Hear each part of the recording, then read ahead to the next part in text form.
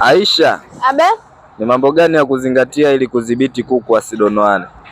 kwanza ni hatari sana usiache kuku wako kafikia stage ya kudonoana. Unaweza kupata madhara makubwa sana. Madhara yenyewe unaweza kupata majeraha, maambukizi ya magonjwa, na wakati mwingine pia inaweza kapelekea vifo vya kuku wako. Ili kudhibiti kuku wasidonoane, dhibiti ubora wa chakula cha mifugo wako. Kuna madini yakikosekana kwenye chakula yanaweza kapelekea kuku kuanza kudonoana. Dhibiti, epuka kuweka kuku wengi kwenye eneo dogo.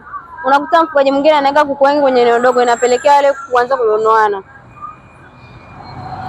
Pia dhibiti kiwango cha mwanga kwenye banda lako. Usiache mwanga ukawa mkali sana ukapitiliza. Mwanga ukawa mkali sana kupitiliza, wale kuku wataanza tabia za kudonoana.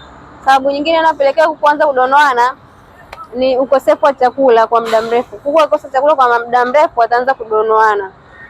Karibu Mau Mifugo, tunapatikana Mwenge, Dar es Salaam, opposite na Suma JKT. Tunauza vifaranga wa kuku, tunauza mabata, tunauza kanga kware,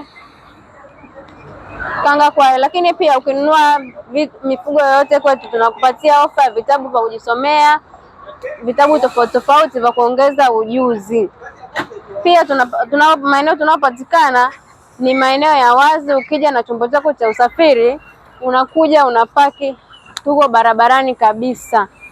Karibuni kwetu, mifugo ni mali.